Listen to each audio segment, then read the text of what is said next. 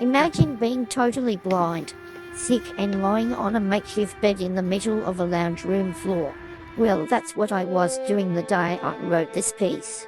I was lying on my back with my mandolin resting on my chest and a tape recorder beside me. I started to compose melodies one by one. They began slowly and then started to grow faster as the day whirled into life around me.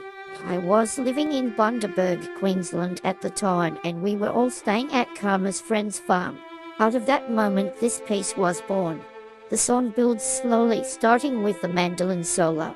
You will notice that the piece speeds up as Karma's day starts to wind up. It grows ever faster as she whirls into action, and then starts to sink back into a quiet, peaceful melody at the end of the day, as she puts her feet up to finally relax. Now, you're probably wondering why the piece is called Karma. It is not about the karma we go through in life. It is about a woman. I was living with her 3 brothers and her 2 flatmates. She was also pregnant at the time. These 5 grown men were demanding quite a lot of her. There were also 9 dogs, 3 cats and 1 cockatoo in the house. She had to feed them all, make sure they all had water, and make sandwiches for the boys because they were all out working. And with the kind heart that she had, she also kept an eye on me while I was recovering. So this piece is really about Karma's day. It begins slowly, almost as if the day is waking up. Then it gathers pace as she moves into action, looking after everyone and everything around her. By the end, it settles back into peace, like that quiet moment at night when she finally gets to sit down, put her feet up and relax. It is a piece about movement, care, exhaustion, kindness, family, memory and the healing power of music. The mandolin is a very special instrument to me.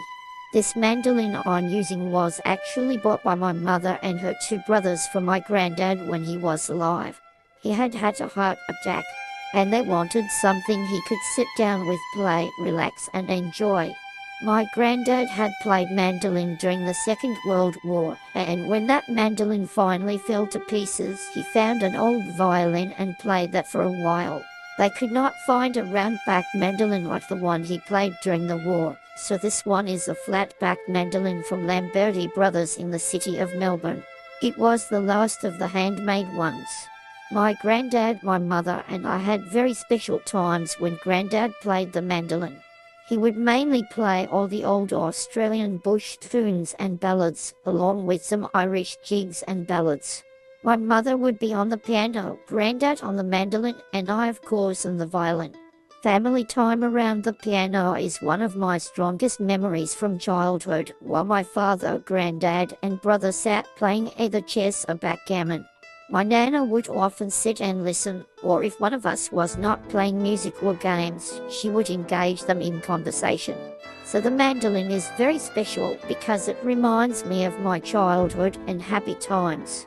When my granddad died, my nana gave his mandolin to my mother. For 20 years she kept it, hoping that she would eventually learn to play it. When my grandmother was dying, my mother approached me and asked me, 5 days before she died, whether I would play the mandolin to her in hospital. I had 2 hours to sit there and learn how to play it properly with the plectrum. Though my first attempt was not very grand, I sat there and played to her for about half an hour. She seemed to enjoy it and I think it brought her much peace. After that, my mother allowed me to take the mandolin with me and make it my own. So it was very special for me to be able to incorporate the mandolin into a few of the pieces on this album. 4. The album. The Heart of the Traveller was recorded over 2 years. This piece was composed after the first year of recording.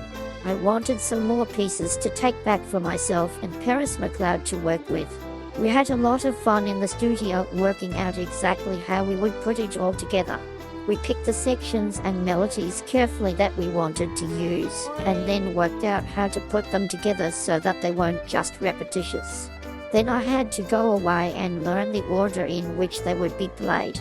First, I had to record it on the mandolin, and then I needed to repeat that on the violin in unison behind it. Paris put together a beautiful backing track as he arranged all the instruments. It was fun sitting in the studio listening to him record each track. As Paris said, each time he did it, it was like he needed to relearn the tune all over again. And it's true. Each part comes to you with a different perspective.